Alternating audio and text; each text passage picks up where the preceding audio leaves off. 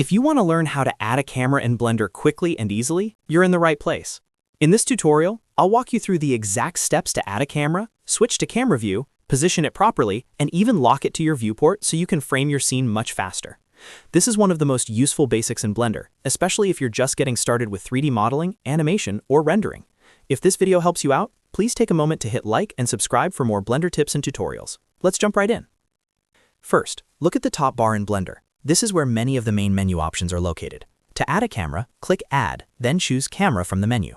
As soon as you do that, a camera will appear in your scene. This camera is what Blender uses as the viewing angle for your final render, so it's an essential part of setting up any project that you want to export or animate. Now that the camera is in the scene, the next step is to view it properly. Press 0 on your numpad to switch into camera view. This changes your perspective so you can see exactly what the camera sees. If you do not have a numpad, you may need to enable the on-screen navigation options or remap the camera view shortcut depending on your setup. Once you're in camera view, you'll probably want to adjust its position. To move the camera, press G on your keyboard and then move your mouse. This lets you grab and reposition the camera wherever you need it. You can place it closer to your subject, pull it back for a wider shot, or shift it to the side for a more creative angle.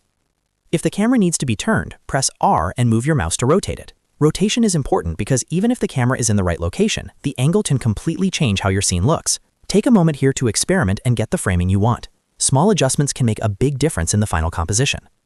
Now here's a really helpful trick. Press N to open the sidebar. In the sidebar, go to the View section and enable Lock Camera to View. This feature is incredibly useful because it lets you move your viewport and have the camera follow along. In other words, instead of constantly moving the camera separately, you can navigate your scene normally and Blender will keep the camera aligned with your view. After turning that on, move your viewport around to frame your shot. Pan, zoom, and orbit until the camera view matches the composition you want. This makes it much easier to fine-tune your shot, especially when you're trying to line up objects, characters, or backgrounds in a clean and professional way. When you're happy with the framing, you can turn off Lock Camera to View if you want, or leave it on while you continue adjusting. And that's how to add a camera in Blender. We started by adding the camera from the top bar, switched to camera view, positioned it with G and R, and then used Lock Camera to View to make framing much easier. Once you get comfortable with this process, setting up scenes in Blender becomes much faster and much more intuitive.